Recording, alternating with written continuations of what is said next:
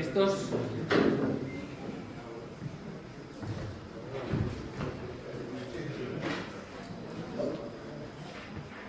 El 6 de noviembre del 67, F-4D, efectuando una misión de patrulla de combate llamado MidCap, en protección a formaciones de F-105 Thunder Chief, penetrando en Vietnam del Norte durante la operación Rolling Thunder.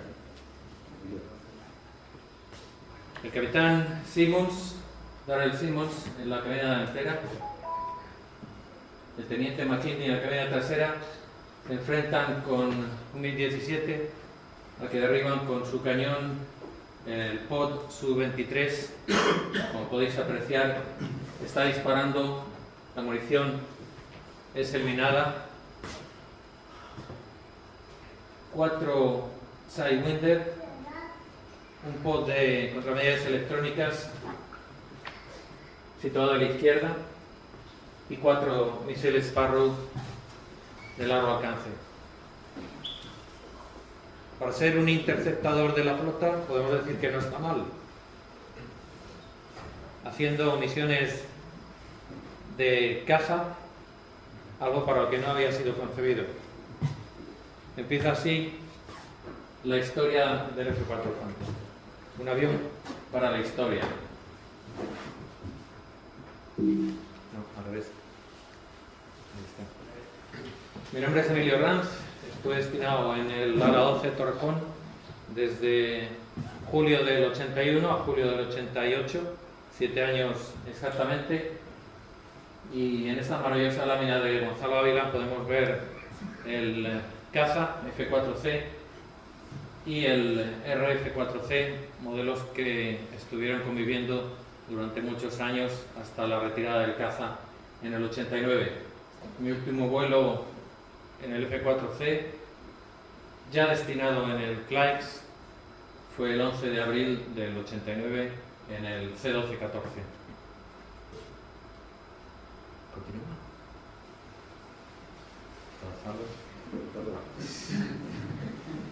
Muchos habréis visto este fantasma en parches en los hombros, en cazadoras.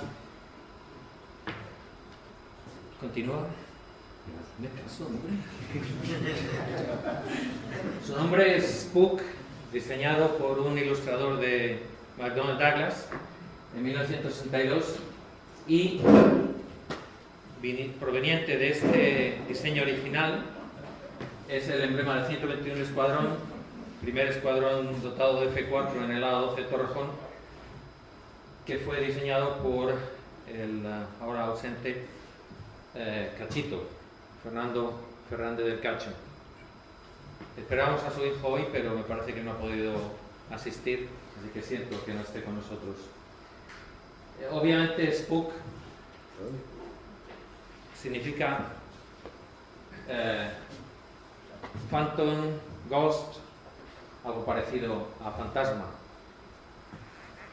Cada país, cada unidad desarrolló su propia imagen.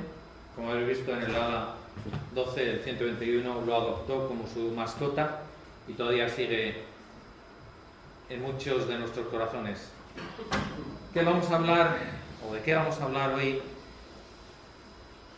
Que nos cuente algo interesante sobre el F-4, no el ladrillo que nos ha contado Gonzalo. Pues en primer lugar vamos a hablar un poquito de la historia, de cómo desarrollaron o por qué surgió el F-4. Luego vamos a hablar de los hitos y de los récords en los que destacó, sobre todo en su fase inicial de desarrollo, la entrada en servicio, el bautismo de fuego, quiénes fueron los operadores que pudieron disfrutar del vuelo en este avión, las versiones, en este caso solamente hablaremos muy sucintamente sobre los aviones de la Fuerza Aérea de la USA, puesto que de la Navy no queremos saber nada, y hablaremos del concepto de sistema de armas. El concepto de sistema de armas nació en esta época en la que el Phantom se estaba gestando, pero dada la amplitud de este concepto nos vamos a centrar en la célula. La célula, que es la que va a definir las cualidades de vuelo del avión, y posteriormente, si tenemos oportunidad en otras intervenciones, pues hablaremos de el motor, las performance y los sistemas de control de fuego y armamento, aunque muchos de estos sistemas de armas todavía siguen en situación confidencial. Durante el último mes he intentado obtener información con mis contactos en el mando logístico, pero no deben ser muy eficientes porque no he conseguido información sobre los misiles Sparrow, Sidewinder, con los que volábamos en el... Bueno, no volábamos realmente, pero que teníamos de dotación en el ala 12. ¿Seguimos, Gonzalo? ¿Cómo comienza la historia del F-4? Pues el constructor McDonnell Douglas ya tenía un avión operando en la flota, un avión de caza, interceptor también, pero de corto radio, el Demon F-3H, como podéis ver aquí.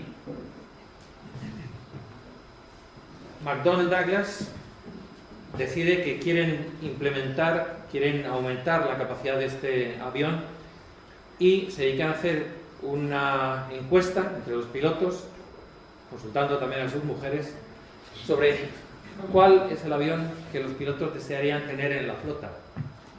Un monomotor, un bimotor, un avión que les permita poder competir y desde luego garantizar que van a poder volver al portaaviones, no se van a quedar tirados cuando les falle el motor, y desarrollan un proyecto propio que se denomina Super Demon en el año 1953. Estamos hablando de principios de la década de los 50. Este es el FH-3 Demon. La Navy hace una propuesta de desarrollo a McDonnell Douglas y estos presentan este modelo, el F-3H GH, que es una maqueta a escala, que como podéis ver sería el patrón sobre el cual trabajaron para desarrollar el Phantom, aunque la historia dice que los diseñadores del Demon fueron los que dieron vida al futuro F-4 Phantom. Como veis, tiene un ala prácticamente en delta, nada que ver con el Mirage 3, por supuesto, claro. La cola es recta, está elevada y contaba con 4 cañones en el morro porque querían darle la capacidad de dogfighter como el F-8 Crusader que estaba operando en aquellos momentos ya en la Armada. Es un avión monoplaza de ataque, ese era el requisito que en el principio la Armada les había solicitado, con 4 cañones, un radar APQ-50, y como no sabían qué motorización iban a ponerle al avión, pues le pusieron 2, uno a cada lado, el Wright J65 y el General Electric J79 al otro lado, para ver por cuál se decidían. El Wright J75 estaba dando bastantes problemas porque ya estaba operando en otros aviones de la flota, y al final el ganador fue el J79, que ya estaba operando en el bombardero B-58. Era un bombardero, ¿Qué ocurre? Pues que este proyecto no llega a ninguna parte y es desechado porque ya la Armada estaba realizando una evolución de otros 2 aviones, el F-11 Tiger y el F-8 Crusader, que fue el que luego constituyó el primer interceptador de la Armada norteamericana. Como ha dicho antes muy bien Gonzalo, de las pocas cosas que ha dicho bien, vamos, el primer avión supersónico embarcado en un portaaviones. Más historia, en el 54 ya, a finales del 54, estábamos hablando del 53, cuando empieza toda la idea a gestarse. A finales del 54, la Armada presenta una Letter of Intentions, una carta de intenciones, para 2 prototipos a los que denomina Yankee Alpha Hotel 1. Yankee es el prefijo para los prototipos, X-Ray, será para los aviones experimentales, e importante alfa para avión de ataque, es decir, se concibe inicialmente como un avión de ataque al suelo, no como un avión de caza o interceptor. ¿Qué ocurre? Que como siempre, de lo dicho nada, te lo cambian todo, y en el año 55, en mayo, la Navy se presenta en McDonnell Douglas en la factoría y dice: chicos, vamos a hacer otra cosa. Y establecen las propuestas para un interceptador todo tiempo para la defensa de la flota, al que denominan F4H1. La A desaparece y ahora es un fighter. ¿Por qué? Porque la flota tenía ya dos aviones que cumplían las necesidades de caza y ataque. El A4 Skyhawk era el avión de caza ligero y el F-8 Crusader era el avión de caza por excelencia que estaba ya en servicio en la flota.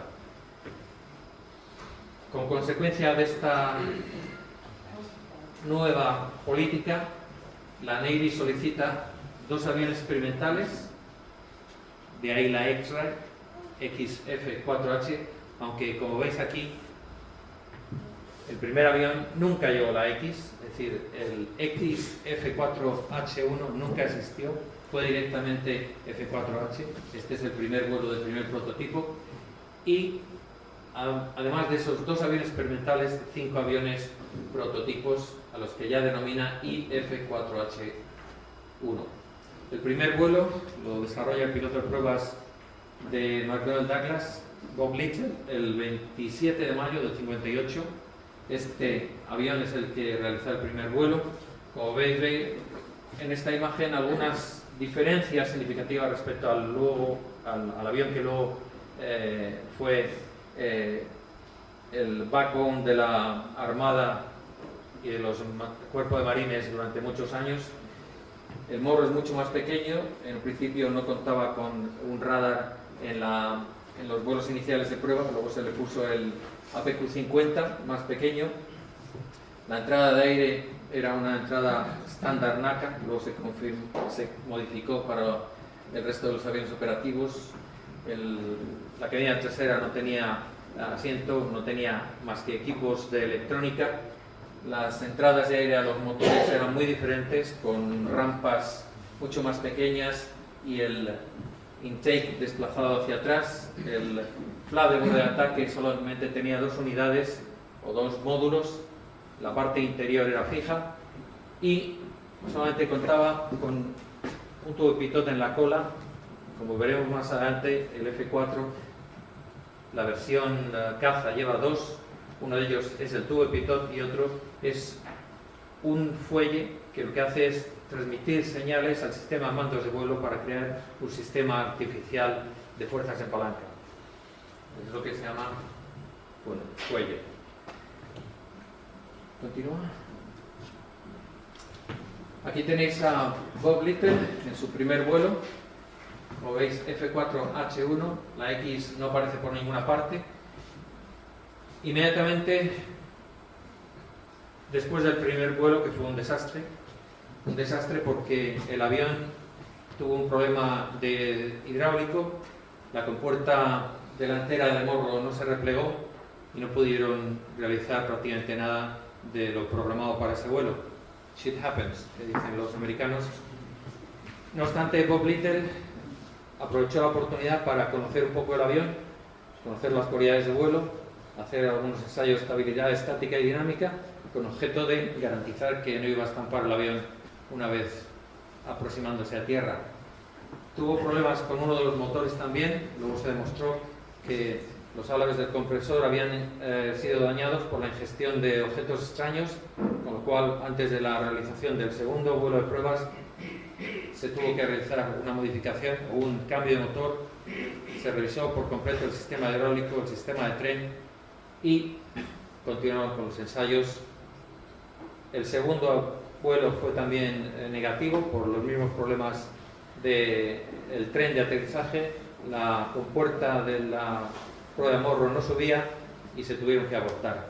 A partir del 3 y el 4 ya se empezaron a conseguir progresos alcanzándose velocidades de Mach 1.3, 1.6 en esos primeros vuelos de ensayo. Inmediatamente, cuando empieza a tomar cuerpo el plan de ensayos, se empiezan a establecer récords algo increíble, récords mundiales con diferentes programas. El Top Flight en diciembre del año 59 se alcanza 98.560 pies de altura. Curioso porque a 90.000 pies paran los motores y en una curva parabólica llegan hasta los 98.000 con una velocidad en la cumbre de esa parábola de apenas 55-60 nudos. Bajan y a 70.000 arrancan los motores, algo espeluznante. El proyecto Slate Burner consistía en batir récords de velocidad a baja altura. Desgraciadamente el primer vuelo, debido a un problema del estabilizador de pitch, el avión entra en lo que se llama PIO, Pilot Induced Oscillations, con un fallo catastrófico. El piloto de pruebas fallece el 18 de mayo del 61. El proyecto LANA, la L significa 50 en números romanos, para celebrar el 50 aniversario de la aviación naval, pues se dedican a hacer carreras por Estados Unidos. Desde 5 aviones, los 5 aviones prototipos, intentan establecer un récord de velocidad atravesando los Estados Unidos, incluyendo reabastecimiento en vuelo. Y obviamente pues es una auténtica fiesta para la Armada, porque se dan cuenta que tienen un auténtico pura sangre en sus manos. Otros proyectos, Skyburner, High Jump, que demuestran que el avión excede con mucho las expectativas y lo que hasta ahora se está operando en la flota. Se le dan diferentes nombres. El Project Manager del F4 le llama Satán, esto no gusta mucho. El propio señor McDonnell, Mr. Mac, le bautiza como Mitras, dios de la luz en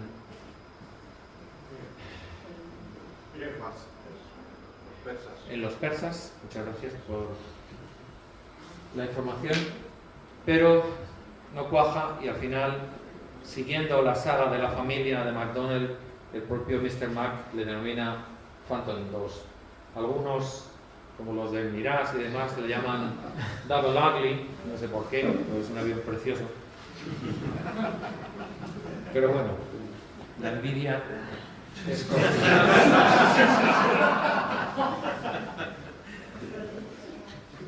el año 58 ya, a finales de año, en diciembre, la Navy establece un plan de evaluación para comparar el F4H, es decir, la versión prototipo todavía, con un nuevo avión que está desarrollando la casa Bob para sustituir al F8 Crusader. Lo llaman Crusader 3.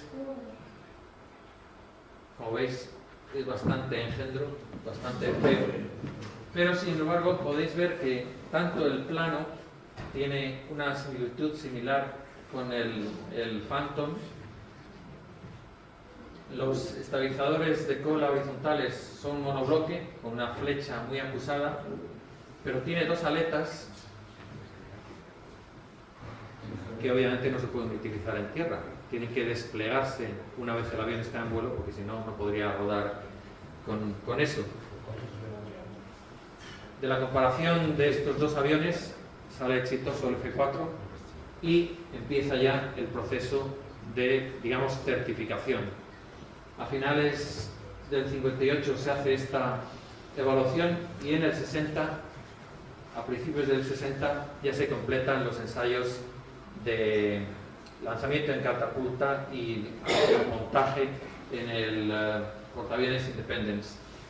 La Navy pide 45 unidades inicialmente y en el año 1960 el primer escuadrón, el VF-101 Green Reapers, RAP significa Replacement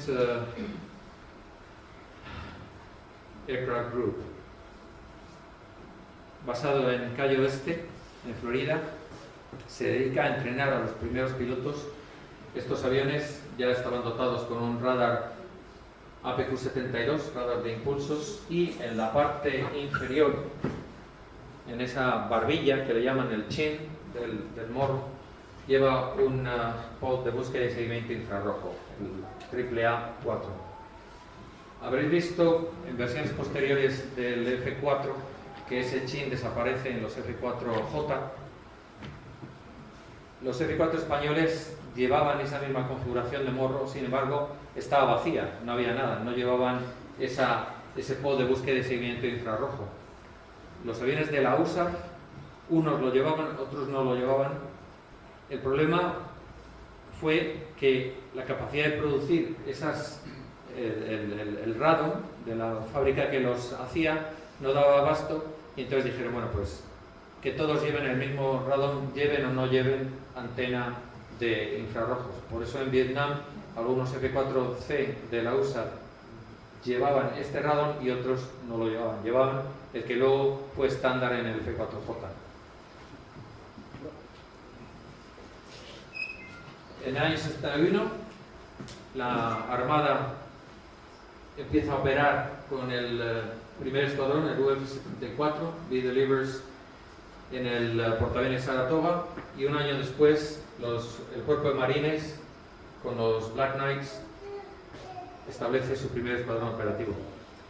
Aquí hubo bastante polémica porque los marines siempre habían ido a la cola de la Armada, siempre habían cogido los aviones antiguos, los que ya se quedaban desfasados para la Armada, pero desde el primer momento los marines vieron el potencial del avión y dijeron, esto para mí. Y entonces estuvieron involucrados en el Estado Mayor en Washington para tomar decisiones y se llevaron el gato al agua, empezando casi a la par, al unísono con la Armada en la operación del F4. ¿Qué hace la Fuerza Aérea? Pues la Fuerza Aérea estaba muy a gusto con su F-106, como nos ha dicho y hemos visto en una foto muy bonita que nos ha presentado Gonzalo, el Delta Dart, pero ellos quieren, en el Pentágono, quieren unificar el material. Tenemos demasiados tipos de aviones, tenemos que pensar en el avión del futuro y queremos dotar a todos los cuerpos, Armada, Marines y Fuerza Aérea, de un mismo material. Para ello, les llevan al gato al agua a los de la USAF y establecen una evaluación entre el 106 Delta Dart y el F4B. El F4B le moja la oreja al 106 y los de la USAF tienen que agachar las orejas y decir, está claro, este es el mejor avión. Como están ya fuera del programa de desarrollo y de compra o de adquisición de los aviones, tienen que pedir prestados. Y el 24 de enero del 62 se hace la primera entrega de 2 aviones a la Fuerza Aérea, ellos siguiendo la saga de la familia F-100, el programa Century, que incluía pues, desde el F-100 Super Sabre, el 106, el 104, el 105, el 101 Voodoo, el 107 y el 108 fueron proyectos experimentales pero que nunca llegaron a cuajar, y el 110 Alpha, que lo denominan Spectra, pero este nombre prácticamente fue barrido por el de Phantom 2 inmediatamente. Es decir, estamos hablando del 62 de enero, cuando la Fuerza Aérea se hace con los primeros aviones. Este que aparece aquí en la imagen es el primero, el 405, y como veis está pintado con los colores de la Navy, gris, blanco en las superficies de mando. Es un avión prestado, pero no tiene otra cosa y tienen que empezar a trabajar con él. Se dedican a recorrer los Estados Unidos enseñando los aviones, estos 2 aviones, en todas las unidades de la Fuerza Aérea, para que se vayan familiarizando con su presencia y con sus prestaciones también, y se dedican a hacer evaluaciones de armamento de todo tipo con objeto de conocer cuáles son las prestaciones reales de este avión. Piden otros 29 más prestados a la Navy. Esa denominación de F-110 no les gusta a los del Pentágono, y entonces el secretario de Defensa, Robert McNamara, en septiembre del 62 decide o emite una orden para que se unifique la denominación de todos los cazas en los diferentes cuerpos: Armada, Cuerpo de Marines y Fuerza Aérea, pasando la denominación F-4H a F-4B para los aviones de la Armada y del Cuerpo de Marines, y F-4C para la USAF, desapareciendo el F-110 Alfa. ¿Por qué empieza a tomar auge o a convertirse en un avión realmente importante para la Fuerza Aérea y para la Armada el F-4? Pues contrario a lo que podríamos pensar a lo mejor, de que Vietnam fue el catalizador del Phantom, fue la guerra de los misiles o la crisis de los misiles de Cuba en el 62. Por este motivo, la primera unidad de la Fuerza Aérea se crea en la base de MacDill, en Florida, con dos alas de caza, la 12 y la 15. Como veis, avión con colores de la Navy, pero sin embargo ya este avión en concreto tiene un derribo, sería enviado a Vietnam y con estos mismos colores ya combatiría en Vietnam durante la fase inicial de la guerra entre el 65 y el 68 con la operación Rolling Thunder. Esto tiene lugar en mayo del 63. Todavía no había empezado la guerra de Vietnam, por lo menos desde el punto de vista aeronáutico. Las primeras operaciones empezaron en el 65, como veremos más adelante.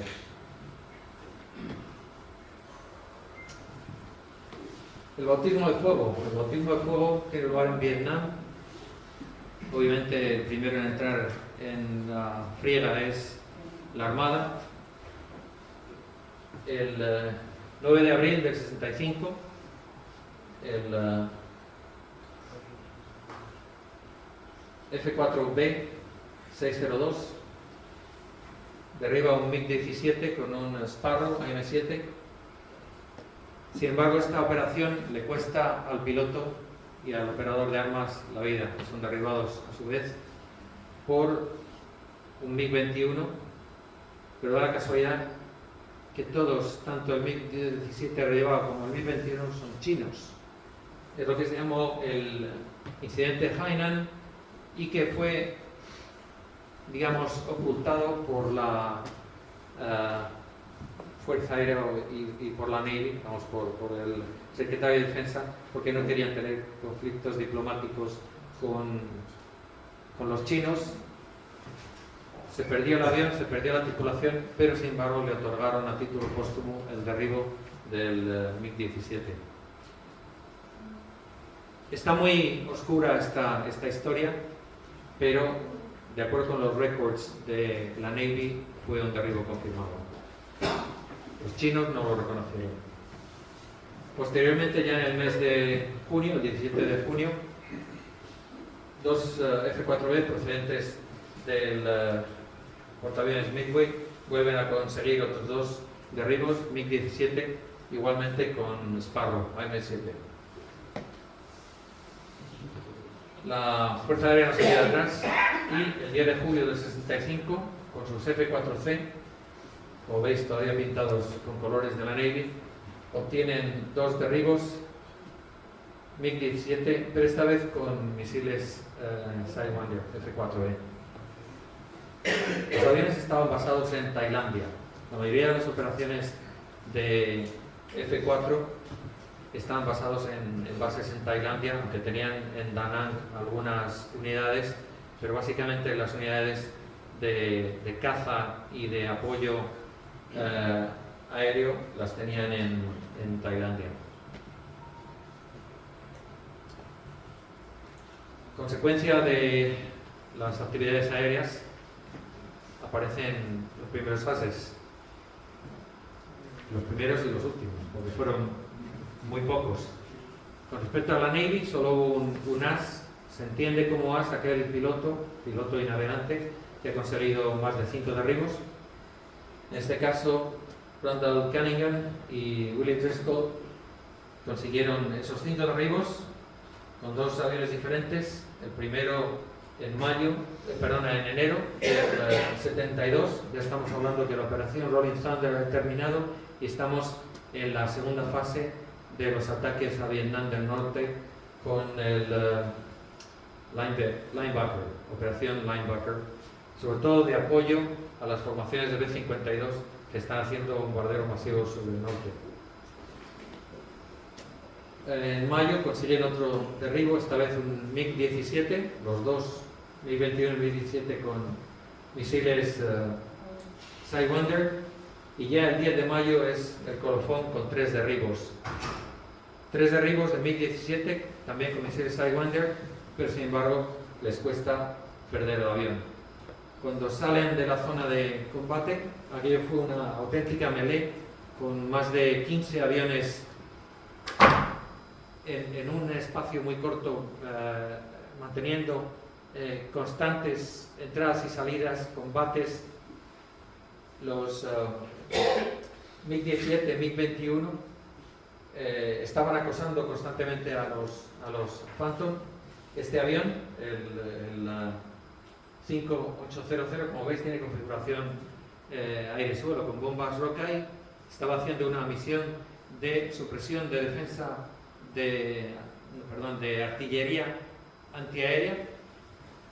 Lanza sus bombas y cuando está saliendo del pasar al bombardeo, le canta que tiene boogies a las 6, inmediatamente entra en combate, derriba uno, aquello se vuelve una melee y consigue derribar hasta 3. Se da cuenta que se ha quedado solo y dice, mejor me voy, ya he conseguido mi título de ace, nos vamos. Cuando están saliendo, les lanzan un SAM.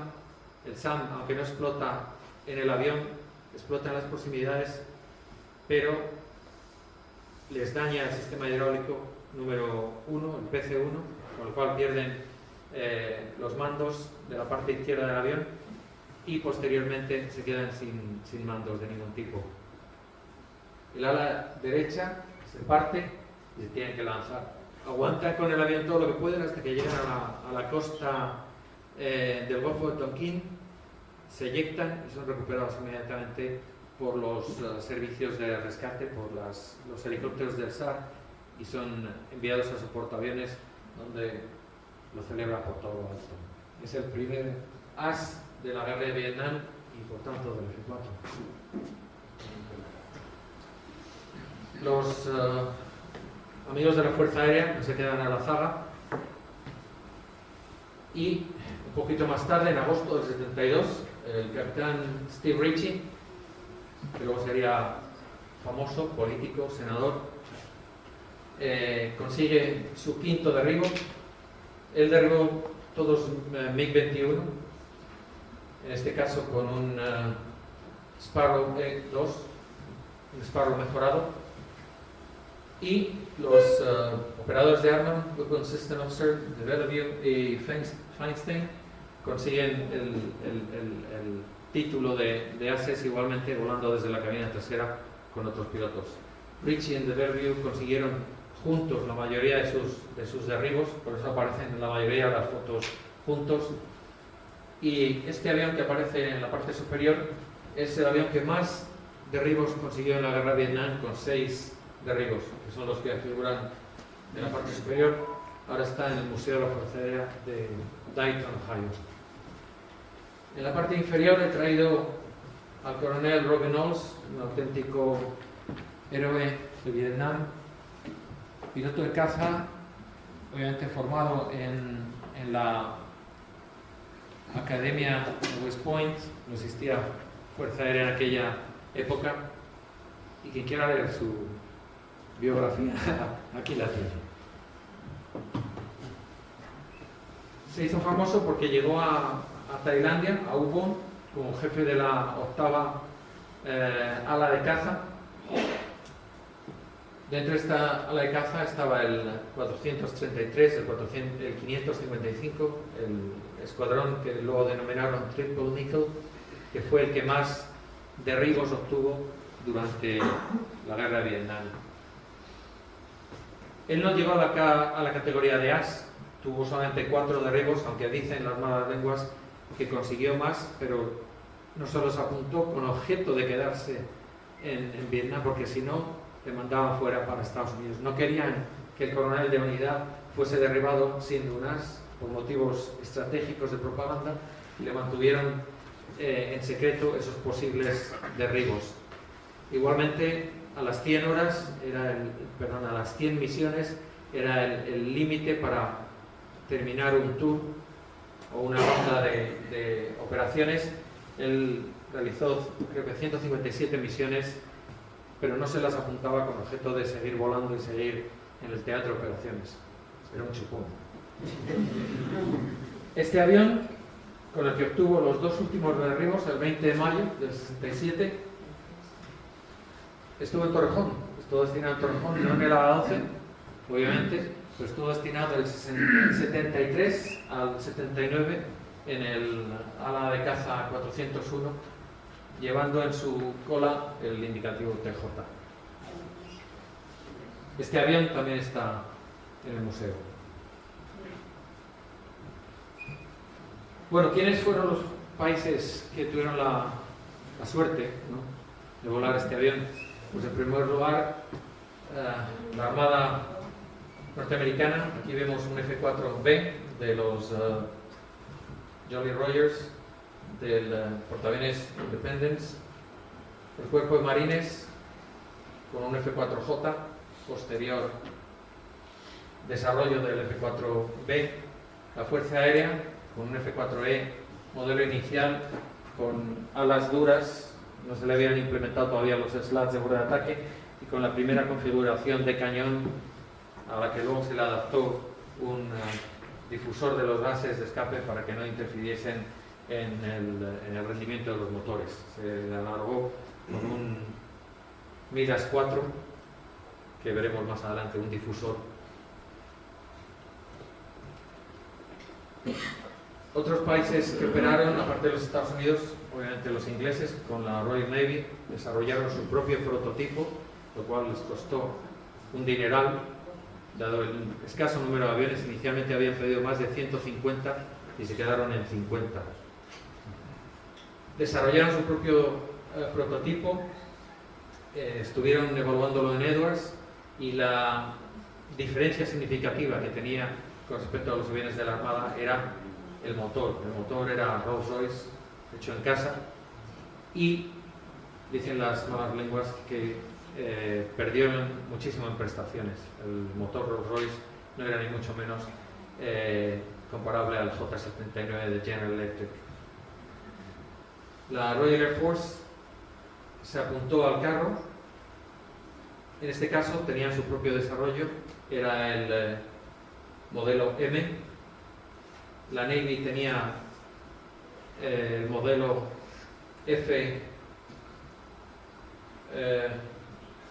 R1, y la Fuerza Aérea tenía el FGR, porque lo utilizaban para todo, para Fighter, Ground Attack and Reconnaissance, FGR2, también conocido como F4M.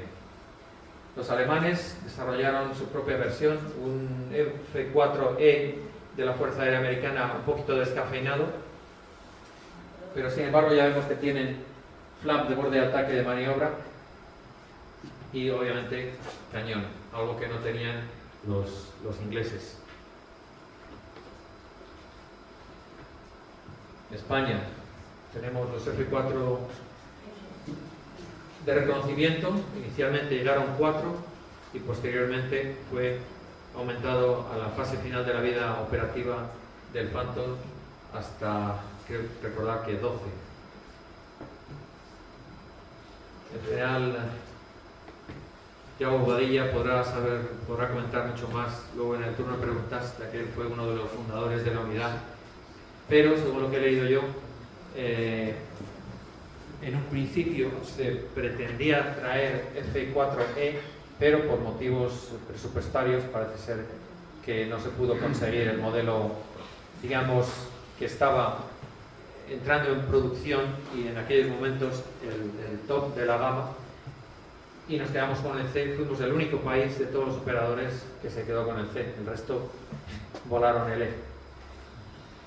Los griegos, los turcos, sus vecinos, que tuvieron sus más y sus menos con los griegos, los dos volaban el Phantom y los dos entraron en combate con el Phantom.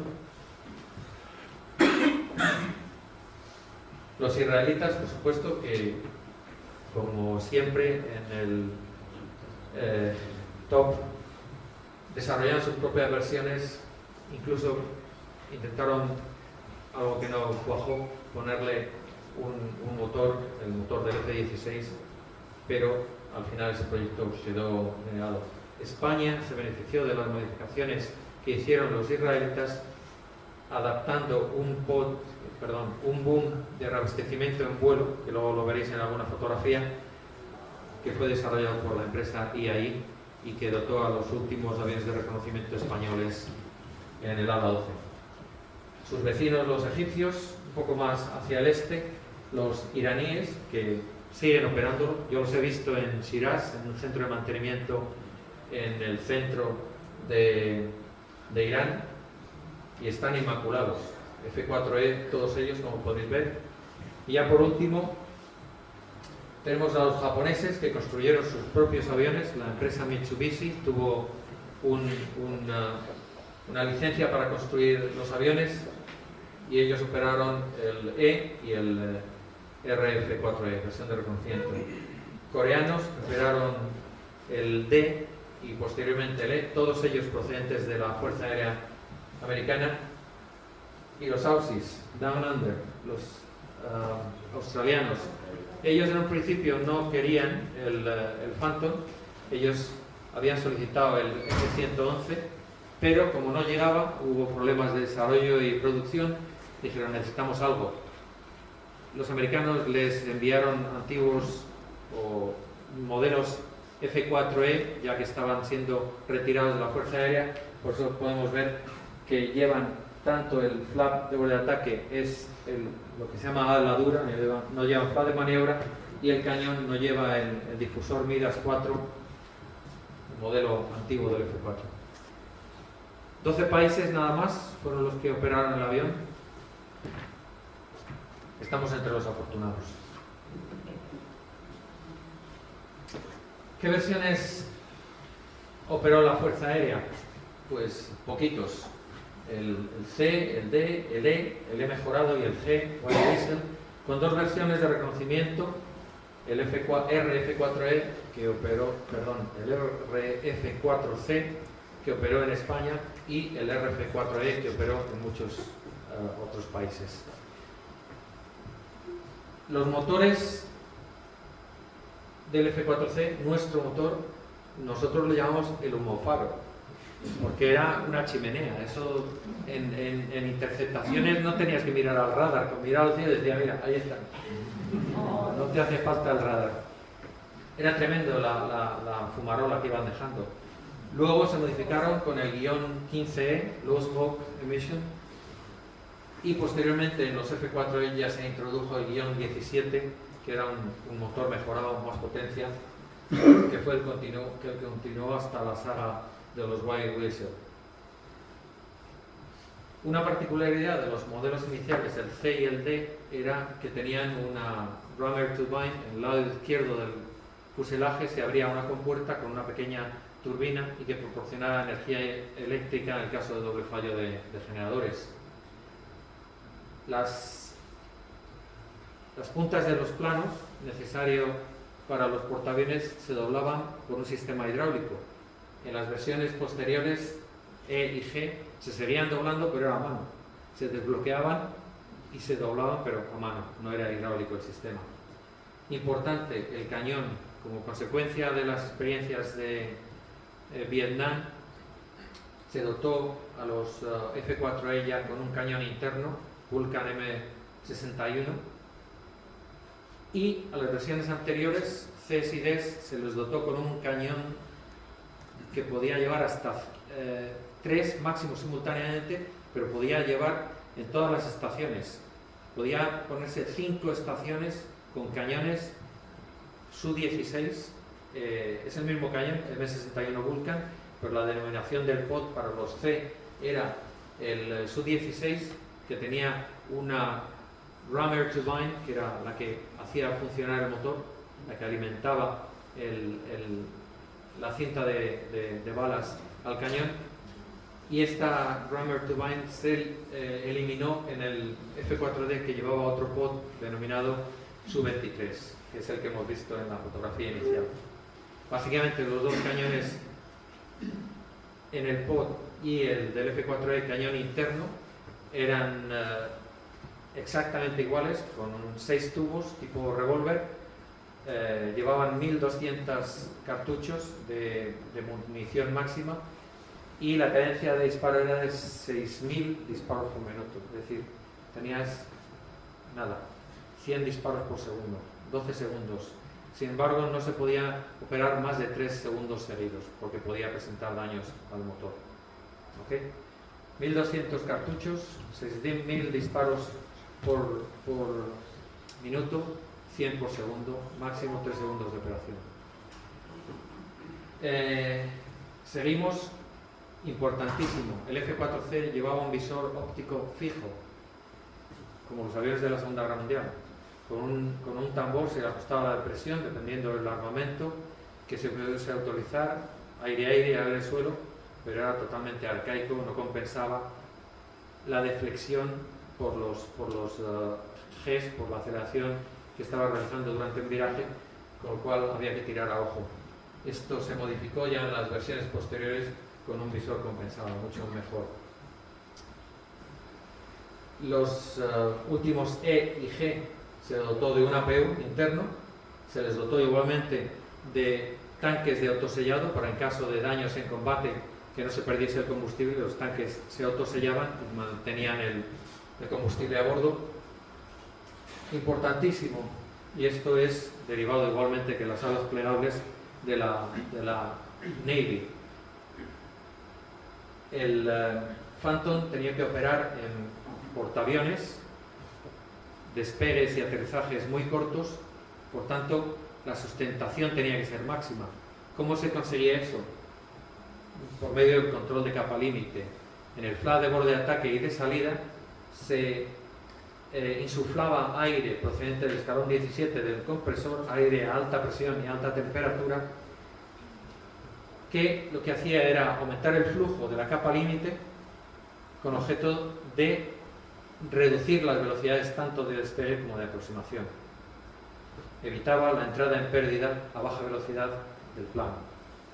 Posteriormente, el flap de borde de salida se eliminó, daba problemas, se eliminó, y la diferencia entre la Navy y la Fuerza Aérea es que la posición del flap de borde de salida de 60 grados se eliminó, quedando solamente 30 grados para la Fuerza Aérea. Tenía dos posiciones, 30 y 60, para la Fuerza Aérea lo dejaron en 30 y la Navy continuó con los 60 porque necesitaban ese extra de sustentación.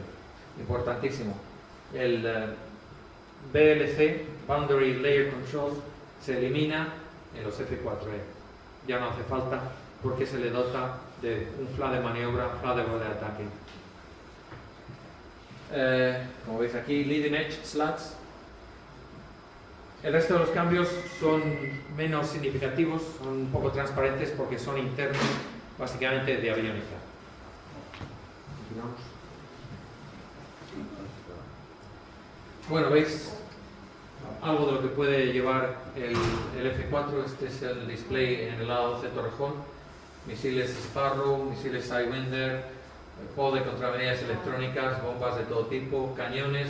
Tiene 3 que podían ir simultáneamente montados en el avión, y de hecho algunas veces se hicieron pruebas y maniobras con los 3 cañones disparando simultáneamente, y todo tipo de bombas. Yo todo eso todo a la vez. Todo a la vez. Todo lo que hay ahí lo podría llevar todo a la vez. No por la prensa. Ya quisiera. En total, 18.000 libras de armamento podía llevar con el F4.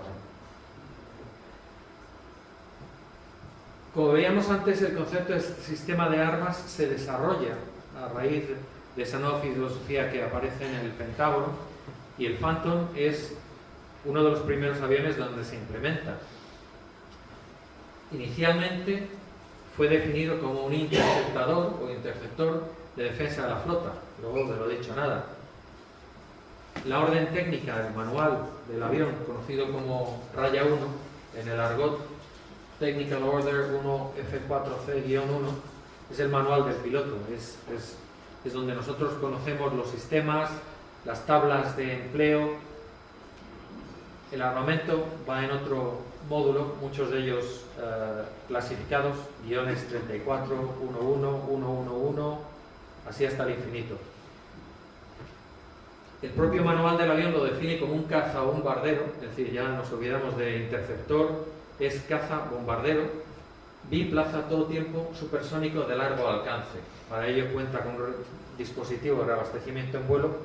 La Fuerza Aérea adopta el sistema hembra, la Navy sigue con el brazo, con el boom, debido a su carencia de aviones de reabastecimiento pesados tipo KC-135, KC-10, y ellos tienen que reabastecer de A7, de A4, todos los aviones de la flota tienen capacidad para recibir y dar combustible con los pod, obviamente, de combustible instalados.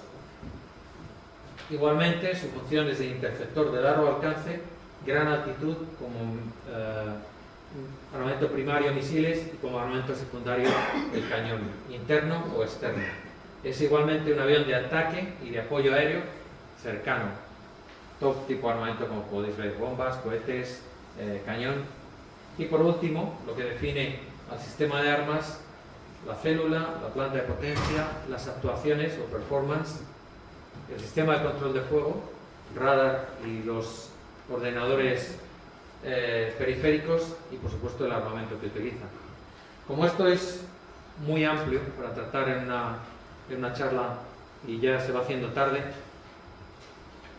vamos a hablar solamente de una parte hoy, la célula, es decir, por qué el avión es como es, feo, bonito, cada uno lo puede, pero indudablemente es una imagen que a todo el mundo le choca. Cuando ve un Phantom y dice, joder, qué cosa más rara, ¿no? Bueno, pues vamos a ver ahora por qué el Phantom es así. Primero vamos a ver las características físicas, luego vamos a hablar un poquito de pasada de la estabilidad de control, porque no hay mucho tiempo. Un aspecto muy importante es el ángulo de ataque. El ángulo de ataque es el parámetro crítico para el vuelo de los aviones de caza. Es donde el piloto va a volar en máxima performance el avión, donde va a obtener el máximo rendimiento de ese avión.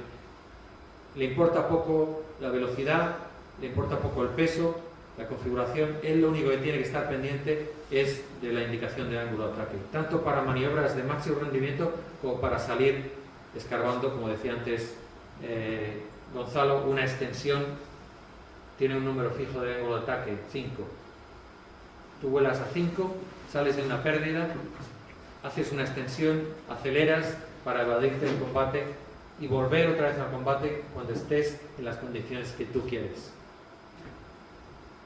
Esto da pie a dos características peculiares del F4, que son el efecto de Diedro y la aliñada adversa, y luego al final, si podemos, hablaremos un poquito de las pérdidas.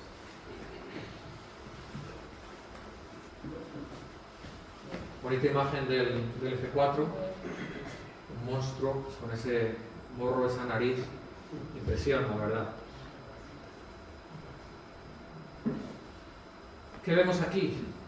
Una visión del plano. Vemos el diedro, vemos cómo el grosor del plano se va reduciendo conforme nos acercamos hacia el tip, hacia la punta. Vemos el escalón que se produce en el último tercio del plano por la parte que se pliega, y luego explicaremos por qué de todo esto. Y vemos igualmente la deflexión del timón no del timón, sino del estabilizador monobloque de profundidad. Aquí en estas tres vistas podemos apreciar un poquito más claramente, primero el plano. El plano, si lo dividimos en tres partes, vemos que va disminuyendo el espesor, haciéndose cada vez más estrecho hasta la parte del tip, donde es significativamente delgada. Todo esto tiene un significado. Todo esto tiene un significado, es velocidad. Velocidad, velocidad. El Phantom fue diseñado para volar a Mach 2.25, 2.3 en algunas tablas. Todo esto no se consigue con un plano grueso, se consigue haciendo mucho más delgado el plano, pero al mismo tiempo el plano debe contener elementos como combustible, como el tren de aterrizaje, pero esa reducción del espesor le proporcionará luego la capacidad para volar a altos números de Mach. El espesor se reduce, la cuerda se va reduciendo, claro que nos vamos alejando hacia la punta del plano. El diámetro de 12 grados, ¿por qué esa curvatura? Inicialmente, cuando los túneles de ensayo se están evaluando las maquetas, se ve que el avión es inestable. Dicen, ¿qué hacemos? Pues ensayan diferentes formas de solucionar esa inestabilidad que surge entre Mach 1.2, 1.3 y ven que tienen que cambiar por completo el diseño del ala. El diseño del ala en este avión es casi sólido, es decir, no está compuesto por múltiples partes, sino que la estructura central del ala es un bloque. Entonces dicen, es imposible, tenemos que diseñar otro avión. Entonces siguen ensayando y dicen, ¿cómo lo solucionamos? Pues en lugar de la solución inicial, que era darle 3 grados de diedro positivo a todo el plano, se decide darle 12 grados solamente a la última parte, la parte que es plegable. Con esto se corrigen los problemas de inestabilidad en ese régimen 1.2, 1.3 y a su vez a Mach 0.2 se mejora mucho la estabilidad.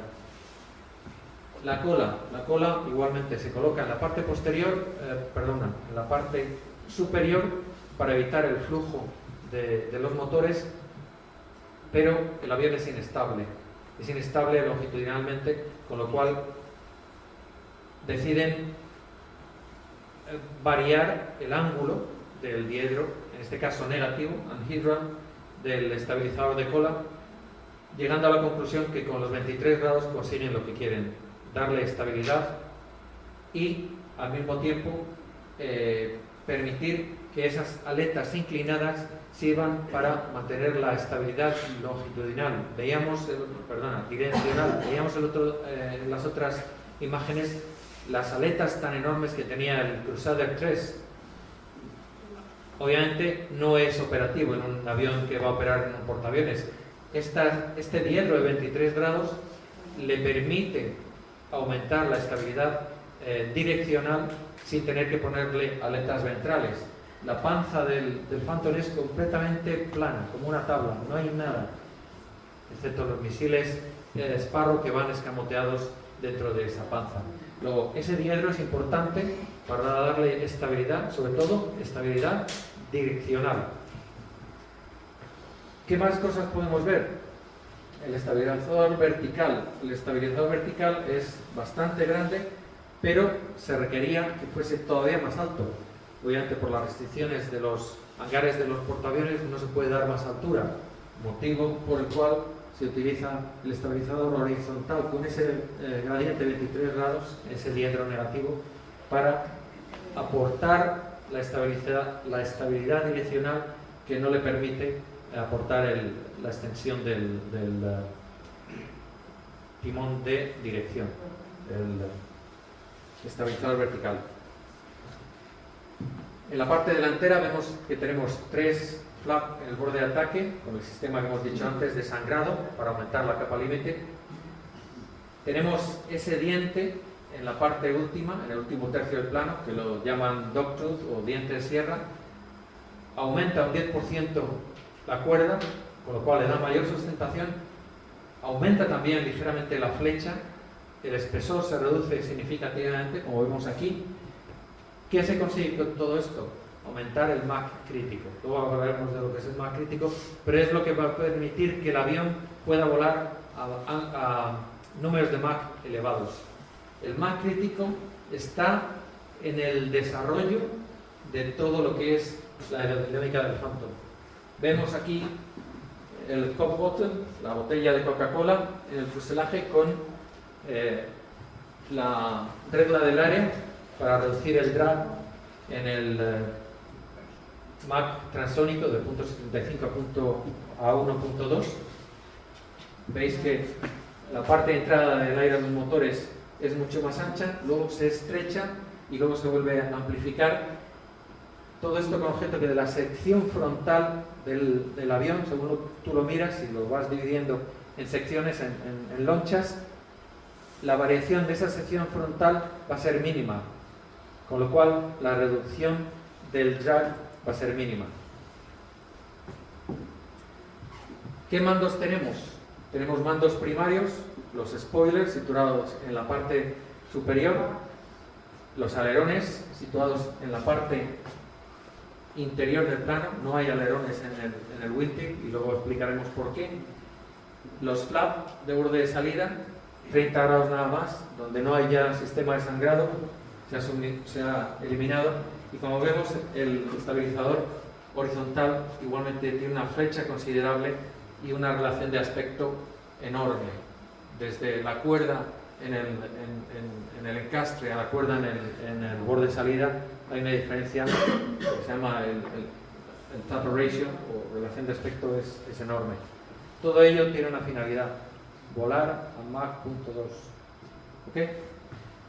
Un pequeño detalle: el radar, el radome del radar es curvo, no es cónico. ¿Por qué? Porque es la forma más aerodinámica y que produce menor drag en el morro del avión. Luego los franceses lo pusieron recto, no saben. Bueno, importante. Hemos hablado antes de, ahora nos vamos a meter un poco árido, es un poco técnico, pero disculpadme, pero creo que esto no lo vais a encontrar en los libros. Entonces, a lo mejor os da algo de luz de por qué. El Phantom es feo, pero es operativo, ¿no? Es un avión que ha pasado la historia. Tenemos el perfil del ala y hablamos del Mach crítico. ¿Qué es el Mach crítico? Pues el Mach crítico es el Mach al cual la velocidad del sonido sobre el plano empieza a ser Mach 1. Pasa de subsónico a supersónico. Es decir, en la parte superior del plano, un plano asimétrico, la velocidad del aire aumenta, creando una succión. El plano está chupado, por decirlo de alguna forma.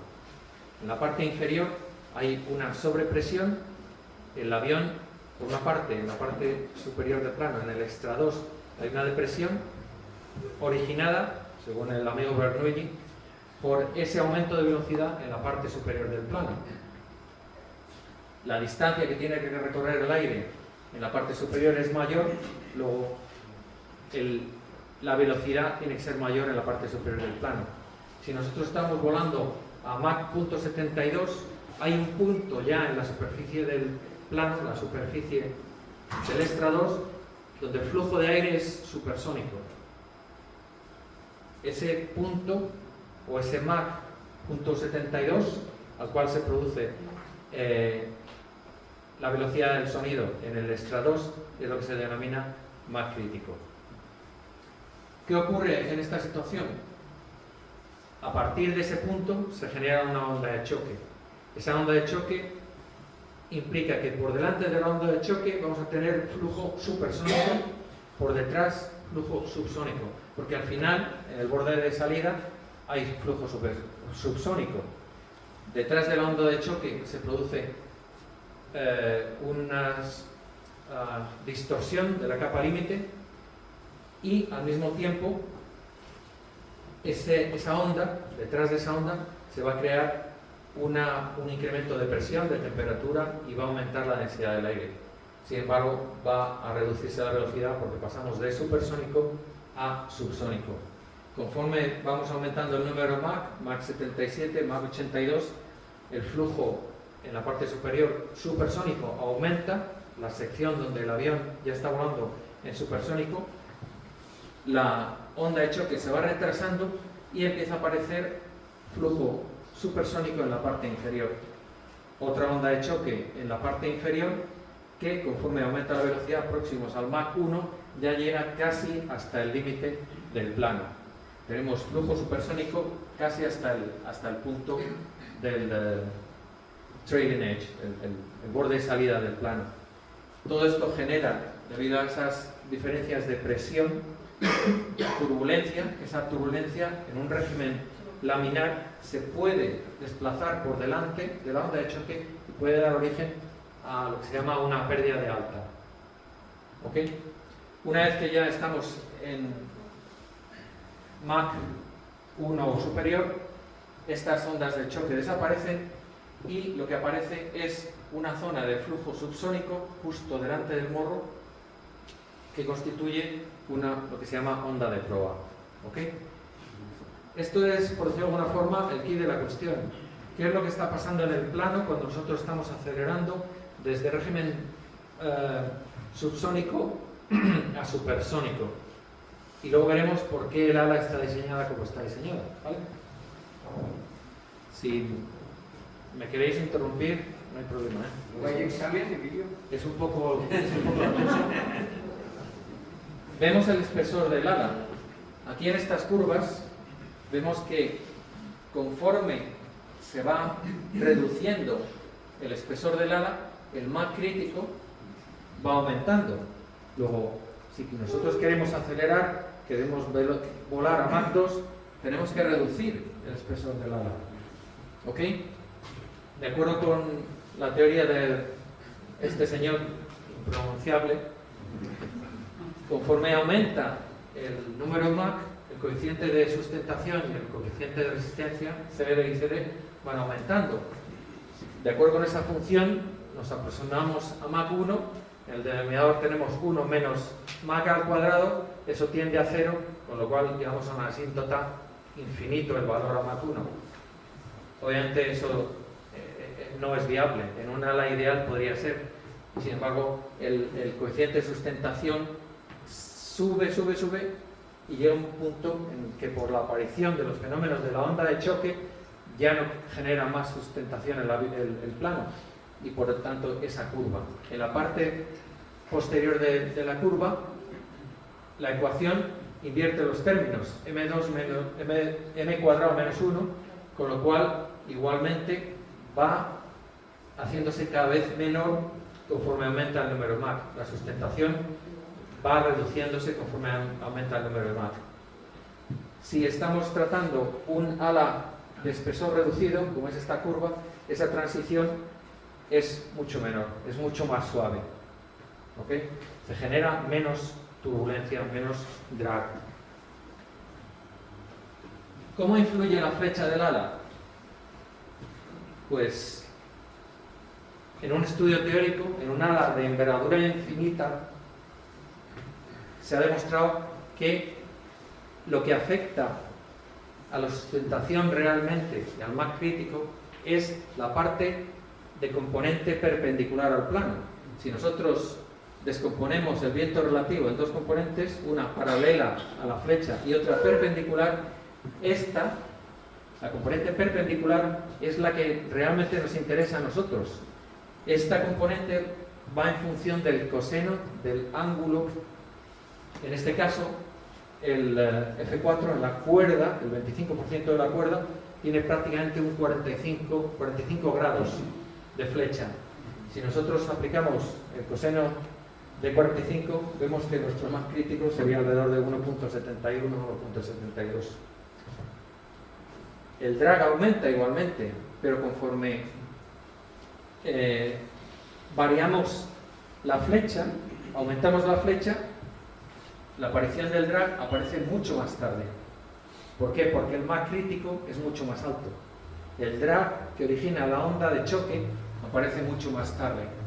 De forma que nosotros estamos hablando de 1.4 prácticamente para una ala de 45 grados de flecha, que es la que tiene nuestro avión. Si reducimos la flecha, el drag se aumenta significativamente a puntos de Mach mucho más bajos, a 1.1 prácticamente. Con lo cual, la capacidad de aceleración y de incremento de velocidad es significativa.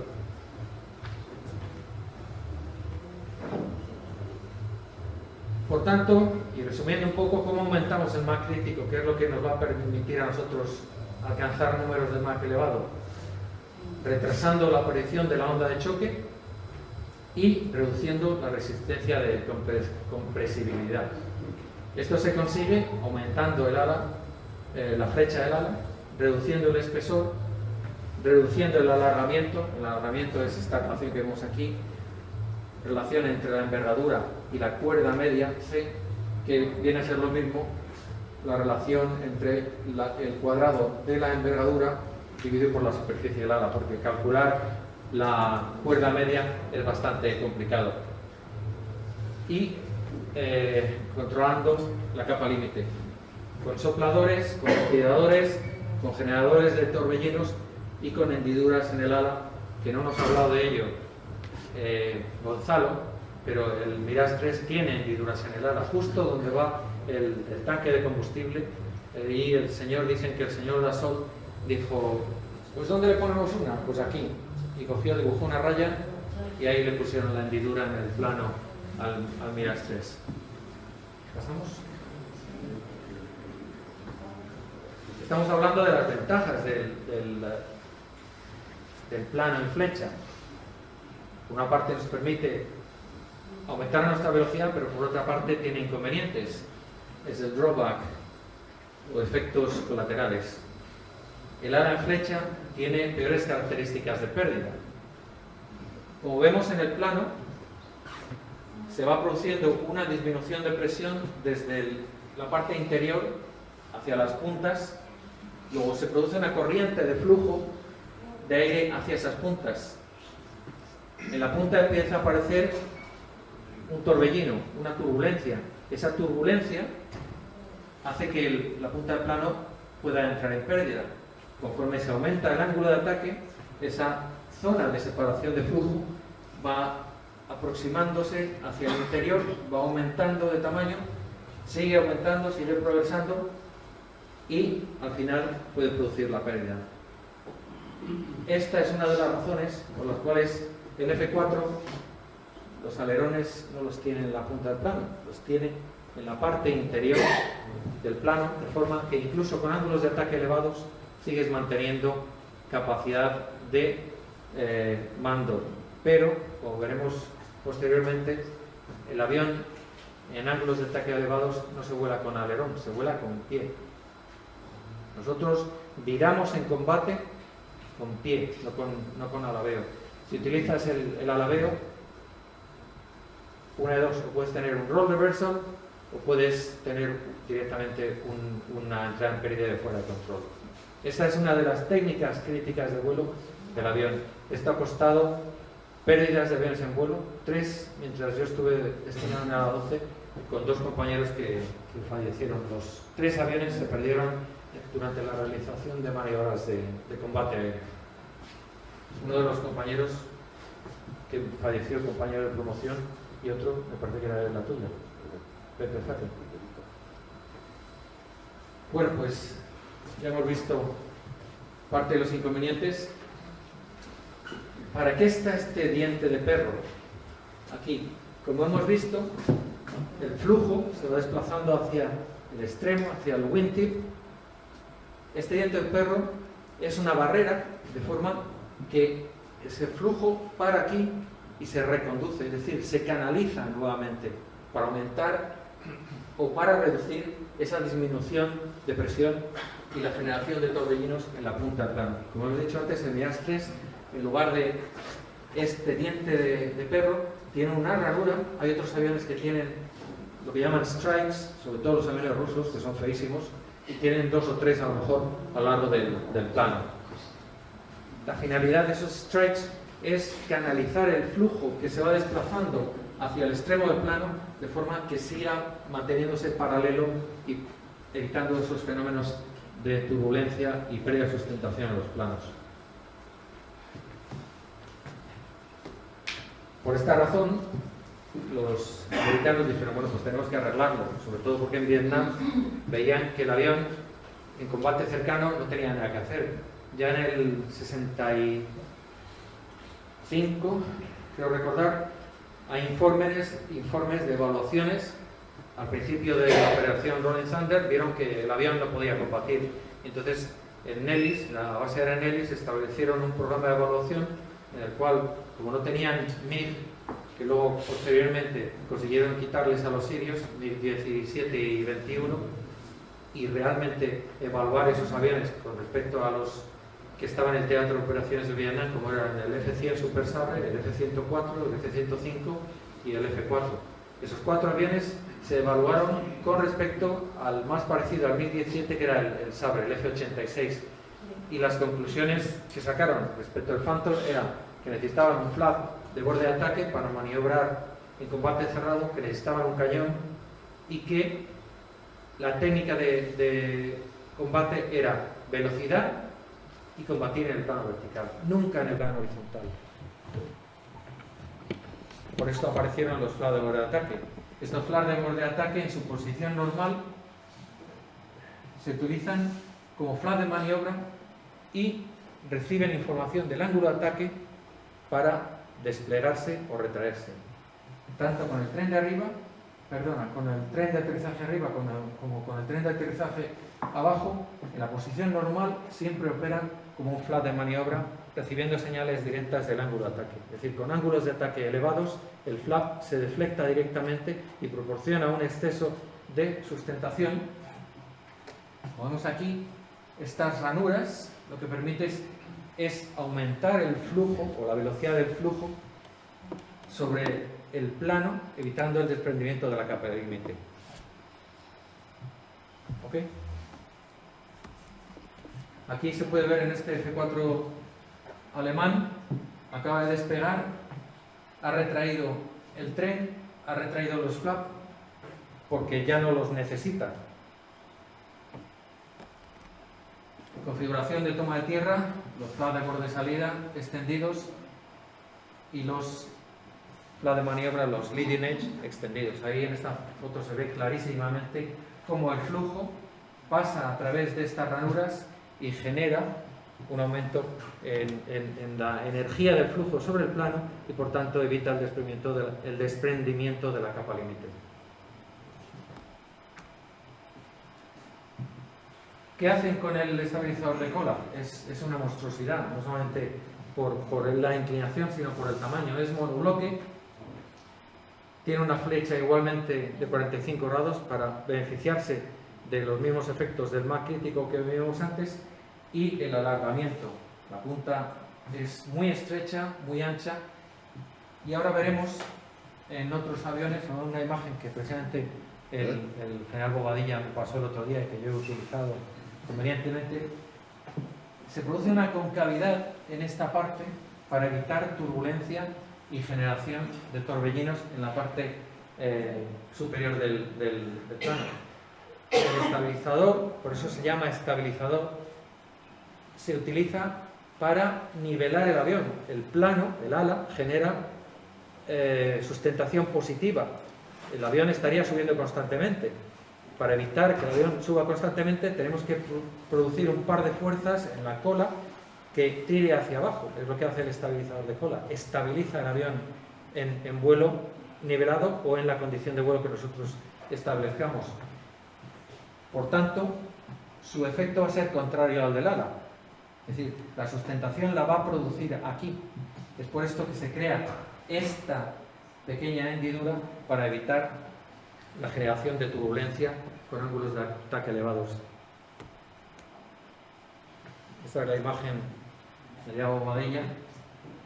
Es un es un RF-4C de Torrejón de la última generación del 91. Yo no los he visto, pero de acuerdo con esta imagen, en el borde de ataque lleva unos slots que lo que hacen es aumentar el flujo del aire sobre la capa límite y por tanto evitar que esto entre en pérdida. ¿Ok?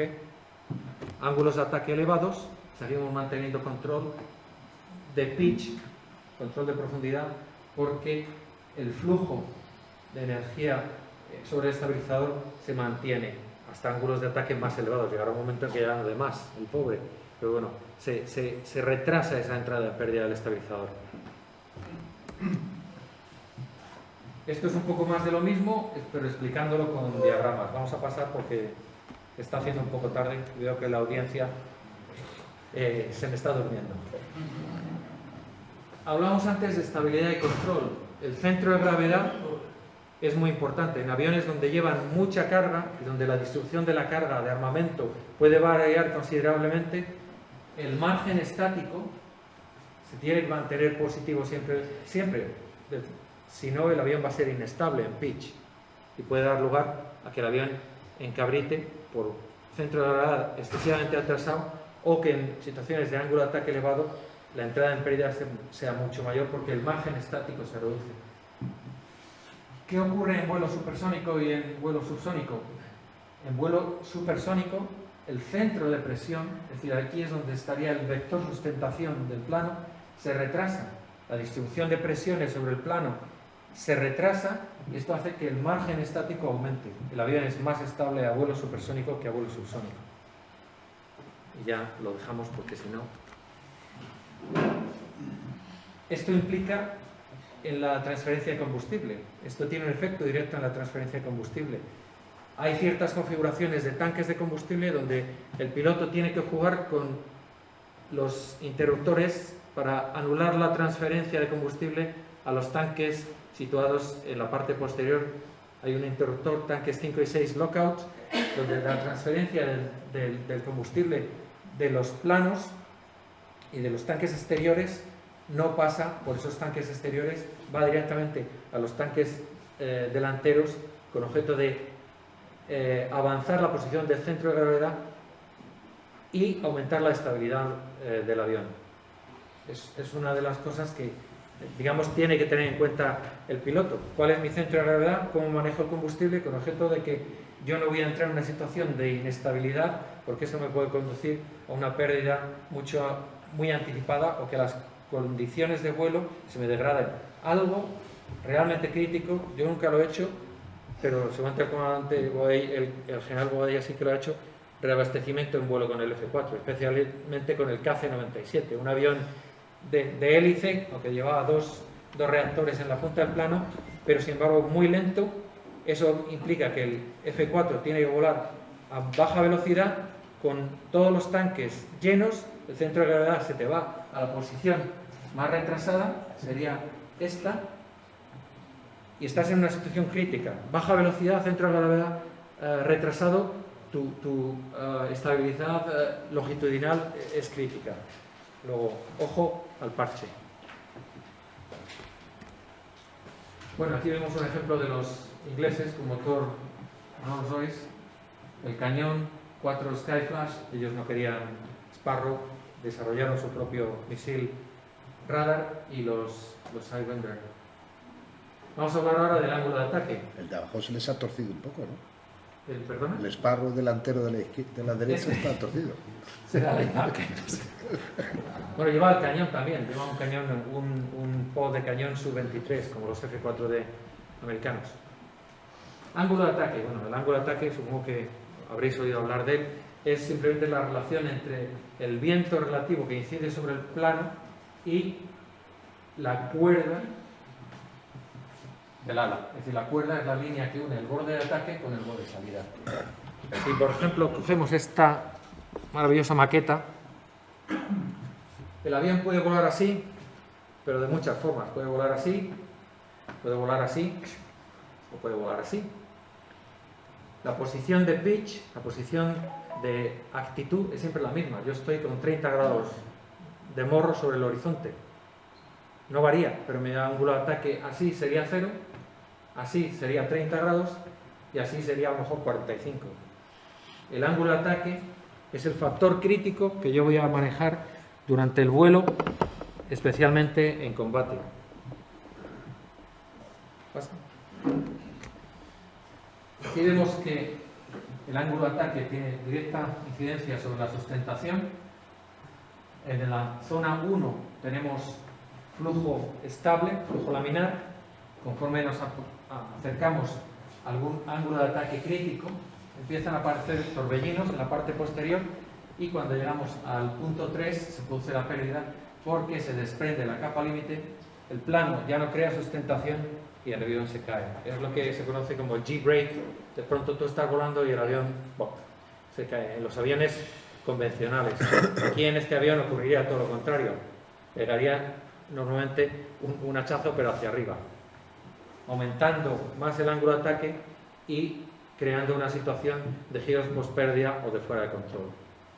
Por tanto, a tener en cuenta, la pérdida de un avión, cualquier tipo de avión, solamente es debida a ángulo de ataque, nunca a velocidad. ¿Ok? Por eso es tan importante que conozcamos qué es el ángulo de ataque y cómo podemos controlarlo y, sobre todo, cómo podemos recibir información. Ya veremos en el Phantom que tenemos muchos medios de ver cuál es nuestra situación y nuestra energía en combate. Ángulo de ataque depende del viento relativo, nada más, y de la cuerda. Es independiente del peso, de la velocidad, de la altitud de vuelo, del factor de carga y de la configuración. ¿Qué medios tenemos en el F4 para conocer nuestro ángulo de ataque? En primer lugar, una sonda situada en el caza, en el costado izquierdo, justo detrás del radar, que tiene 4 slots o ranuras y que se orienta de forma que el flujo de aire que entra por aquí y el que entra por aquí sea siempre el mismo. Es decir, dependiendo de la posición del avión, esa sonda va a girar para que el flujo siempre sea igual por arriba y por abajo, y ese giro a través de un potenciómetro se transmite a un indicador de ángulo de ataque que está en el panel de instrumentos del avión. Esta señal, por unos circuitos eléctricos, la envía a un indexer, lo llama indexador, no sé qué traducción le daría eso, que está justo delante del piloto, a ambos lados del visor de tiro. Esto todo lleva asociado un oral warning o un tono acústico, y por último, por si era poco, pues si no nos hemos enterado, aparece un pedal shaker o stall warning vibrator. El pedal izquierdo empieza a vibrar a una gran frecuencia a partir de 22,3 unidades de ángulo de ataque. Es decir, 5 indicaciones para saber cuál es nuestro ángulo de ataque. Debe ser algo importante eso, ¿no? Para que nos llame tanto la atención. Este es el RF, lo tiene en el lado derecho. Esta es la cabina del piloto que va en la posición delantera. Digo piloto porque en nuestro caso, en el A12, ambos, piloto delantero y trasero, eran pilotos, no eran operadores de armas. Tenemos este relojito, está justo pegado a la T principal de instrumentos, que es el indicador de ángulo de ataque. Este manda unas señales al indexador, que son esas cositas que tenemos en la parte izquierda y derecha del visor de tiro.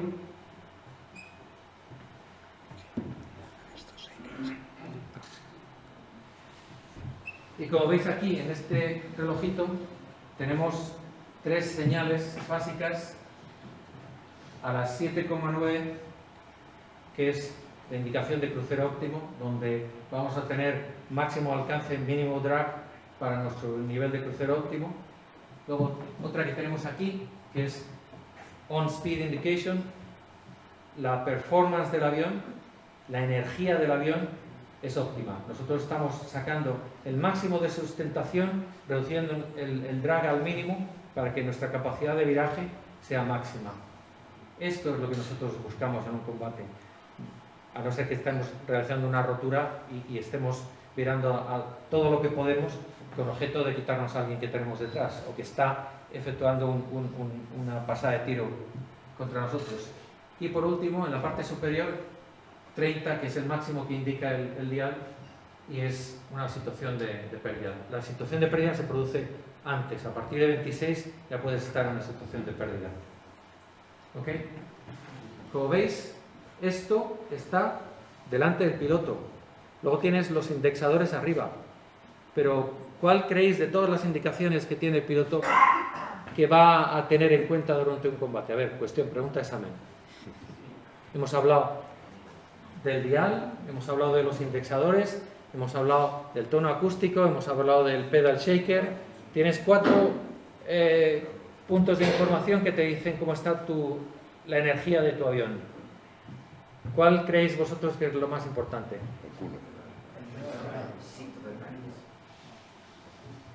Ok. Believe it or not, el oído. El piloto, cuando está en un combate, no está mirando al instrumento, no está mirando a este, no está mirando al indexador, está mirando alrededor. Está virando porque alguien está intentando lanzarle un misil, lanzarle o dispararle con el cañón. Entonces su cabeza nunca está dentro, está fuera. El único órgano que nosotros podemos utilizar para controlar nuestro ángulo de ataque y nuestra energía es el oído. Yo busco un tono continuo que es lo que me dice on speed indication. Esto, Yago, lo viví en mis propias carnes en una evaluación de un Corsair, un A7 Corsair en Estados Unidos.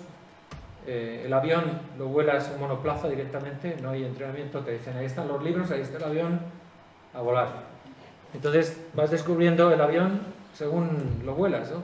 Entonces, como piloto de caza, pues lo primero que haces dices, vamos a hacer un combatillo, ¿no? con el instructor te sigue en otro monoplaza, y entonces maniobras defensivas, pues empiezas a virar tal y cual, y de pronto en la melee del combate noto una vibración en el pedal izquierdo y digo, ¿y esto qué es? No había oído nada, no había visto nada, yo era maniobra defensiva, estaba mirando detrás y de pronto digo, glups, esto es el pedal shaker. ¿Qué ocurre? Ahí te das cuenta de que el factor más importante a tener en cuenta en un combate es el oído. El oído te va a decir inmediatamente cómo está tu avión mucho antes de que el pedal shaker se active. Aparte que la mariconada de pedal shaker que tiene la 7, eso es una chorrada. El Phantom te da coces. El pedal izquierdo empieza a vibrar y en el A11 volábamos mucho ángulo de ataque elevado y lo experimentabas. Es decir, daba auténticas coces el pedal izquierdo.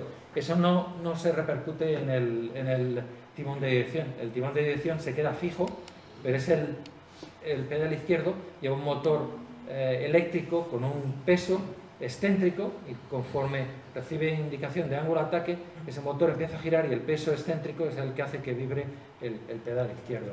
Y lo explica que el overall empieza por pi, pi, pi, pi, pi, pi, pi, pi, pi, pi, pi, pi. Yes, sir. Como lo de aparcar mi coche. Esto es lo que tenemos. Very fast, hasta 18. Slightly fast. Esto, on speed, es lo que buscamos, el donut. Y así hasta el infinito. ¿Qué ocurre? Esto le damos las patas porque vas muy deprisa. Esto el donut porque vas right on the dots. Y esto las orejas porque le están viendo las orejas al lobo, ¿no? Patas, orejas y donuts. Tenemos que hacerlo simple. Los pilotos somos muy primarios. Aquí está el tono. A partir de 15 unidades de ángulo de ataque empieza un tono, 400 hercios, inicialmente pip, pip, de 1.5 pulsos por segundo hasta 8.2 hasta aquí. Esto correspondería con esta indicación. Luego tenemos esta indicación donde la frecuencia sube a 900 hercios, manteniéndose en 900 hercios va cambiando la indicación. Esto es lo que yo busco en combate. Y por último sube hasta 1600, ya es un tono mucho más agudo, igualmente pi, pi, pi, y luego al final es prrr, y cuando estás en prrr, a partir de 22,3 el pedal shaker. Y ahí empieza la fiesta.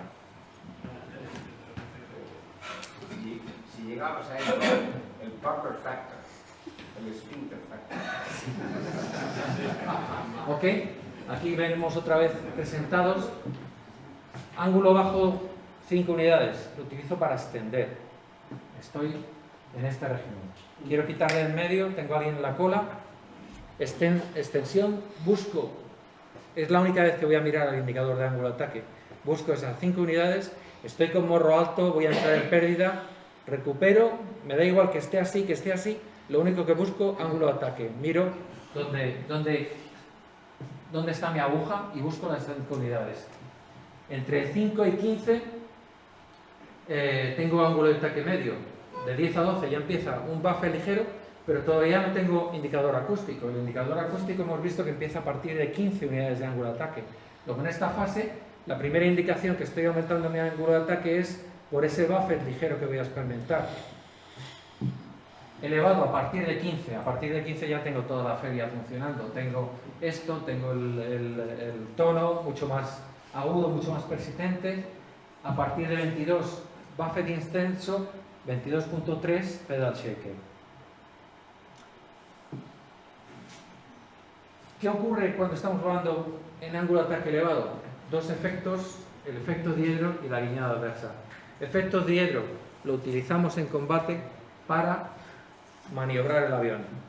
Aquí viene la historia. Misión de... o la batallita, como diría Gonzalo. Misión, combate similar, F-15 alemanes, americanos basados en Bitburg, se desplazan a Zaragoza, una semana entera de combate con los F-15. Los F-4 no cancelan ni una sola salida, los viejos F-4 salen todas las salidas, operativos de radar, operativos al 100% a combatir con los F-15 americanos. En una de esas misiones, y ahí es donde se ve la experiencia de los pilotos, en el primer cruce el punto de los F-15 cae a la primera, un disparo de Sparrow, y nos quedamos el otro punto, el otro F-4 y yo, con el líder. El líder me entra a mí y claro, no puedo virar con un F-15, no puedo subir con un F-15, me gana en todo. Entonces, ¿qué hago? Le pongo la vida a cara. ¿Qué hago? Virar. ¿Nos han cortado la luz? Sigue, que se te ve. Con ese donus, con ese tono constante, hasta que llega un punto en que veo que no aguanto más, pie a fondo, el avión rías y le doy la cara. Y le doy la cara 1, 2, 3 veces y digo, ¿dónde estás? Punto 2, ¿dónde te has metido? Pues estoy virando, no te vengo. Y le doy instrucciones al punto para que venga a mi zona de combate. Y al final el líder se lo pone el punto mío, mientras yo estoy asfixiado, ¿no? A base de virar con radar solo, porque estoy manteniendo máxima energía y no puedo tocar los alerones. Y al final los dos han caído, uno por falta de experiencia y otro por colmillo ya de X, ¿no? Nos habrían puesto en el primer cruce. Tengo una pregunta para los dos, antes de que nos den el segundo aviso. Referente, en el año 81-82 yo vivía en la base de San Juan, en Mallorca, mi padre estaba destinado ahí, yo vivía ahí cuando venían aviones y privaveras, ¿no? Y una vez vinieron Phantom de la 12 y planchetas. Y claro, yo me fui al pabellón ahí a preguntar a los pilotos y tal, y cada uno hablaba del Phantom, hacía las bondades del Phantom y mira eso. Entonces, nos hablamos tal. Y cuando ya me iba, me dijo la oreja del Phantom. Yo lo que quiero saber si es verdad. Me dijo, estos, las planchetas, para volar información con nosotros a medio gas, tienen que ir al 80-90%. ¿A 2? A medio gas. Yo fui a preguntar al marisero, para que estáis vosotros, eso de que fuera fantasmada del Phantom, realmente había tanta diferencia de velocidad. No sé. Bueno. No, es que el Phantom tenía un margen de velocidad muy superior a la plancheta. O sea, el Phantom a 150 nudos vuela. La plancheta a 150 nudos es una piedra. O sea que esa es la principal diferencia. Pero por lo demás, A más velocidad tenías que ir con la plancheta a tope para que la información que está buscando a medio gas o no. no. No. Nosotros, la plancheta, lo que pasa es que, claro, la configuración aerodinámica es tan diferente que se comportan muy diferente, de muy diferente forma, aunque vayan a la misma velocidad.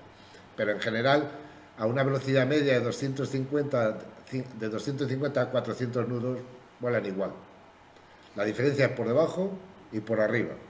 Nosotros en el Mirastes no teníamos el indicador de sonido. En mi caso, la vez que lo necesité, el indicador de sonido era el tío que iba en la cabina de atrás ciscándose en todos mis muertos por la guiñada contraria y la pérdida de compresor. Pero ese fue el único aviso oral, auditivo que tuve, ¿no? De hecho, hace poco tuvimos una comida manisera en Cuatro Vientos y en cuanto me dicen, ¡tú me paraste el motor! O sea, que sigue funcionando. Sí. Bueno, chicos, creo que ya son las 2, nos echan, y quería hablaros un poco cómo funcionan las rampas, porque esperaba que lo hiciese Gonzalo, pero no nos ha dicho nada. El F4 tiene unas rampas variables, como podéis ver aquí, divididas en 3 secciones. La parte delantera con 10 grados respecto del fuselaje es fija, la 2 y la 3 pivotan sobre esto, salen hacia afuera, como se puede ver aquí, y el único objetivo es conseguir que el flujo de aire que entre en el motor sea subsónico para evitar pérdidas de compresor. Esto empieza a funcionar a partir de 1.5 y están completamente cerradas a Mach 1.85. Reciben las rampas, funcionan con el sistema hidráulico utilitario, reciben señal de temperatura total y cuando estás en rodaje, si estás detrás de otro avión y te está metiendo los gases, las rampas se pueden abrir y cerrar porque la señal de temperatura total le está diciendo que se cierren, que hay mucha temperatura. Y la temperatura se origina por la fricción del aire a números de Mach elevados, ¿no? Dependiendo de la altitud, variará. ¿Querías decir algo? Sí. Que antes de que los anfitriones de este sitio te pongan el pedal shaker, quería hacer una reflexión. Pero sí. No, es que creo que es importante cuando la gente ve las rampas, diga, ¿y esto qué es? Porque aquí en esta imagen se ve muy bien estos agujeros. Estos agujeros son un control de capa límite por succión. Son 12.500 los que hay solamente en esta rampa. Y esto lo que hace es que el exceso de aire que está llegando en esa situación cuando la rampa se cierra, aumenta el ángulo de ataque con respecto al viento relativo, y esto hace que la capa límite del flujo de aire que está atravesando la rampa no se desprenda, no genere torbellinos y pueda originar una pérdida de compresor. Entonces, estos agujeros actúan como control de capa límite, pero en lugar de por soplado, por succión. Y eso es lo... Otra diferencia entre el Phantom y el Mirastres, esa maniobra que ha definido Emilio muy bien, virar con los pies, eso en la plancheta no se podía hacer. Pero la diferencia, el resultado de no hacerlo, el resultado de no mover los pies, o el resultado de hacer mal el viraje con la plancheta era el mismo, la guiñada contraria, o directamente un perdidón de la leche. Claro, una vez más, era lo mismo de siempre, ¿no? El ángulo de ataque aumenta, tú ves ahí la lucecita roja, en el Phantom empieza el pitido, en el Mirastres es el de atrás, porque yo tenía 20 horas de vuelo en el avión, iba en unos biplaza, los gritos que me daban de atrás, y cuando de repente veo pasar al otro por delante, derecha, izquierda, y yo estaba mirando derecha, digo, y hace el avión, hasta aquí hemos llegado, macho, y pegó una guiñada contraria, que es el hachazo del que hablábamos antes, que perdimos casi 15.000 pies en vuelta y media. Y además, al recuperarla, al salir del hachazo, el motor en pérdida de compresor. No se curó echando los gases atrás, con lo cual lo tuve que parar y volver a reencender, que es cuando el de atrás todavía se acuerda, ¿no? De todas maneras, se arrancó estupendamente y no hubo ningún problema, ¿no? Pero el problema aerodinámico del ángulo de ataque es ese.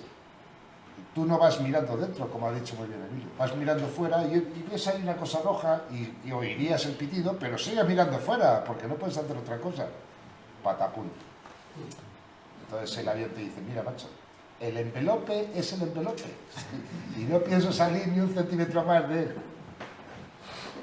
Y nada más, creo que nos tenemos que ir ya, ¿no? Sí. Os caéis en batallita, lo siento en el alma, la próxima vez. Quiero un momento, antes de que entregues los premios, decir una cosa nada más. Primero una afirmación que los dos conferenciantes estoy convencido que suscribirán plenamente. Solamente hay dos tipos de aviones. Los americanos dicen, either you fly fighters or you fly targets. O sea, solamente hay cazas y blancos. Todo lo demás, o vuelas un caza o todo lo demás son blancos. Eso es una verdad incontrovertible, que sí. Estoy de acuerdo. Absolutamente. La segunda, quería contar una breve anécdota relativa al Phantom. Mi experiencia en 1500 horas de Phantom, creo que soy el que más horas de F4 tiene, el Ejército del Aire. Pero no es una experiencia de vuelo, es una anécdota que me da una profunda envidia de cómo sienten en Estados Unidos, digo, en el Reino Unido, la relación con sus fuerzas aéreas, con la Royal Air Force. 5 miembros del Ejército del Aire en un tren británico camino de Wharton en el programa FACA para unas reuniones del FACA allí. Y íbamos en un tren convencional, los ingleses son muy tradicionales, conservaban la configuración antigua que en España era el compartimento con 6 asientos y un pasillito lateral, y tú ibas avanzando, ibas entrando en los compartimentos. Eso lo conservan en muchos trenes británicos, doy fe de ello. Entonces, pues íbamos en un tren. Ahí. Entramos en el compartimento y había una viejecita, esas viejecitas típicas británicas, con el sombrerito, llevaba una bolsa para llevar la casqueta, para hacer punto y tal. Entonces nos sentamos allí, nos sentamos, good morning y tal. El tren arranca, salimos ya a las 2 horas de estar ahí en el tren, de pronto un ruido ensordecedor. Pasan 4 Phantom. Yo digo que 200 pies por encima del tren en sentido perpendicular, unos 70-75 metros por encima, echando viruta, echando humo, por supuesto, ¿no? Como dice Emilio, y no, la reacción no está, hostia, ¿qué es eso? Mirad, los 4 Phantom, pero acojonante. La viejecita ni se montó. Estaba sorda. Nos miró y dijo, don't be startled. No se sobresalte. That is the sound of freedom. El ruido de la libertad. Y dijimos, cájate el poquito. O sea, esto solamente puede pasar aquí, en el Reino Unido, donde la Royal Air Force es como una institución admirada por todos. Esto pasa en un tren aquí en España, ya están los particulares. A mí me llevaron a juicio de Teruel. El Me llevaron a juicio. Sería una batalla de la que tenía que contar, pero será en otra ocasión.